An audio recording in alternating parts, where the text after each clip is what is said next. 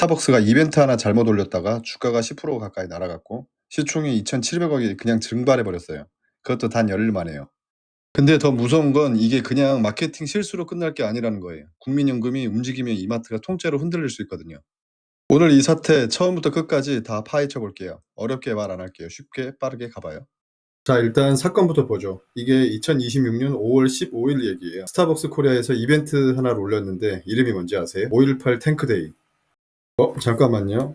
5.18이면 그 5.18 맞죠? 1980년 광주 민주화운동 탱크가 시민들한테 실제로 들어왔던 그날이에요. 근데 스타벅스가 이걸 뭐에다 썼냐면 진짜 황당한데요. 책상에 탁이라는 문구랑 같이 음료 이벤트 마케팅을 써버린 거예요.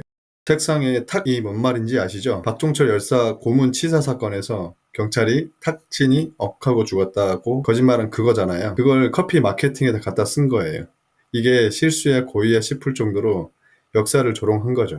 당연히 난리가 났어요. 5.18 유가족분들, 광주 시민들, 박종철 열사 유가족까지 전부 분노했고 SNS에 불매 얘기까지 쭉 퍼졌어요.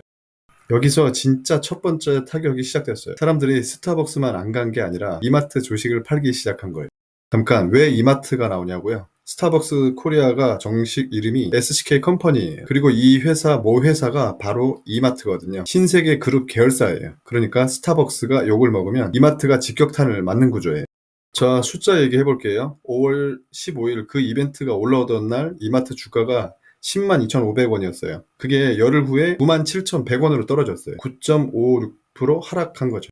숫자가 잘 안 와닿으시죠? 이마트 시가총액으로 보면 2,705억 원이 그냥 사라진 거예요. 열흘 만에. 2,700억이 얼마냐고요? 강남 아파트 수십 채 값이에요. 이게 그냥 연기처럼 다 날아간 거죠. 그러다 5월 26일 정용진 회장이 조선 팰리스 호텔에서 기자회견을 열고 공개 사과를 했어요. 5.18 유가족분들, 박종철 열사 가족분들, 광주 시민 여러분, 국민 여러분께 진심으로 머리 숙여 사죄드립니다. 그날 주가가 2.43% 올라서 마감했어요. 그래서 아직 사태 이전으로 못 돌아온 상태예요.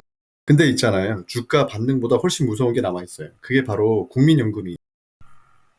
국민연금이 왜 무섭냐고요? 국민연금이 움직이면 기업이 진짜 떨어요. 대한항공 땅콩 회항 때 어떻게 됐는지 기억하세요? 그거 잠깐 후에 설명해 드릴게요. 계속 봐주세요. 자, 국민연금 얘기해 볼게요.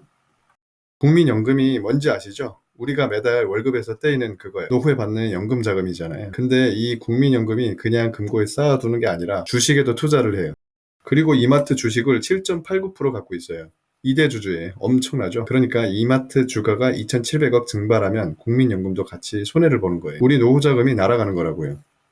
그래서 참여연대 같은 시민단체들이 국민연금한테 가만히 있지 말고 움직여라 하고 요구하는 거예요. 근데 국민연금이 뭐를 할 수 있냐고요? 생각보다 엄청나요. 일단 비공개 대화부터 시작할 수 있어요. 이마트 경영진 불러다가 내부 통제가 왜 이러냐, 대책 내놔, 이렇게. 그래도 안 되면 중점 관리 기업으로 찍어요. 이름이 공개되는 순간 기업 이미지 완전 박살이에요. 그 다음엔 공개서한 주주 제한까지 가능해요. 이사 해임도 요구할 수 있고요. 진짜 사례 보여드릴게요. 대한항공 땅콩 회항 때 국민연금이 비공개서한, 공개서한, 의결권 행사까지 다 했어요. 조양호 회장 연임도 반대표를 던졌다고요.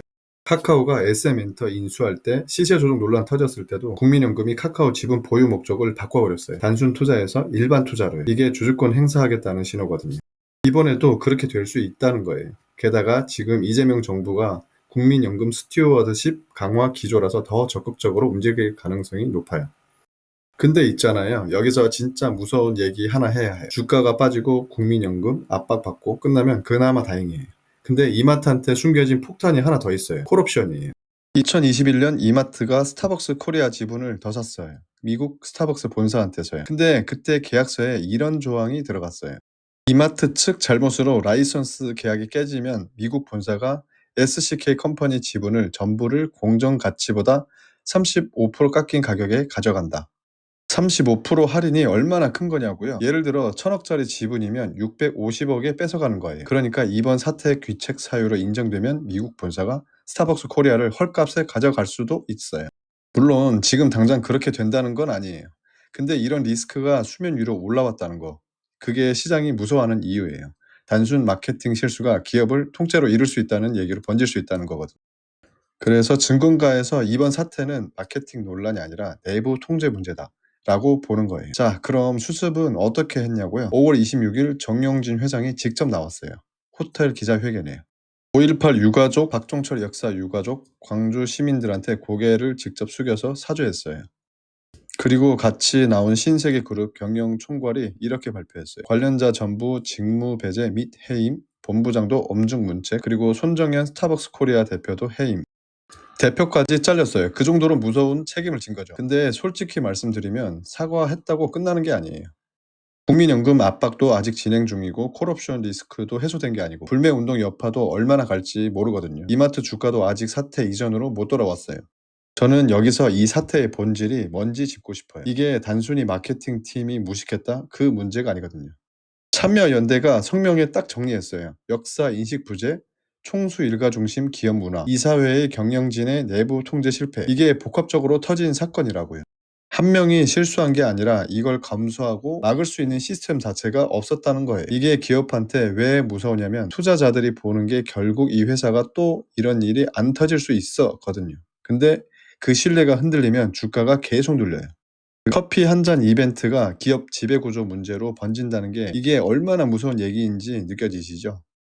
오늘 정리해보면 이래요. 스타벅스 코리아 마케팅 실수 하나가 이마트 주가 9.5% 폭락에 시총 2,700억 증발로 이어졌고 국민연금 주주권 행사 압박까지 받게 됐어요. 거기에 콜옵션 리스크까지 수면 위로 올라왔고 결국 대표 해임에 정 회장 공개 사과까지 왔어요.